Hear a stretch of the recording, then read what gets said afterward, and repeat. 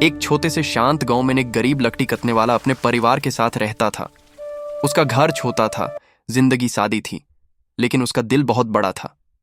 वो रोज सुबह सूरज निकालने से पहले उठता, अपनी पुरानी सी कुल्हाड़ी कंधे पर रखता और जंगल की तरफ चल पड़ता।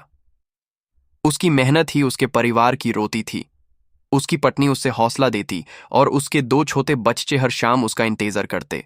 उनकी मुस्कान ही उसकी सबसे बड़ी ताकत थी।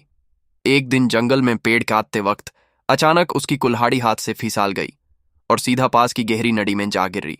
वो घबरा गया। नदी का पानी तेज बह रहा था। वो घुटनों के बल बैठ गया। उसकी आंखों में आंसू आ गए। उसने आसमान की तरफ देखकर कहा, हे भगवान, अब मैं क्या करूंगा। तभी अचानक नदी का पानी चमकने लगा और उसमें से एक सुंदर परी बाहर आई। परी ने हाथ में सोने की कुल्हाड़ी पकड़ी हुई थी। उसने पूछा, क्या यह तुम्हारी कुल्हाड़ी है? लकड़ी कतने वाले ने ईमानदारी से जवाब दिया, नहीं, मेरी कुल्हाड़ी तो लोहे की थी। परी ने फिर चांदी की कुल्हाड़ी दिखाई, लेकिन उसने फिर मना कर दिया। अंत में परी ने लोहे की पुरानी कुल्हाड़ी निकाली। लकड़ी कतने वाले के चेहरे पर मुस्कान आ गई। हाँ, यही मेरी कुल्हाड़ी है। उसकी सच्चाई और ईमानदारी देखकर परी बहुत खुश हुई।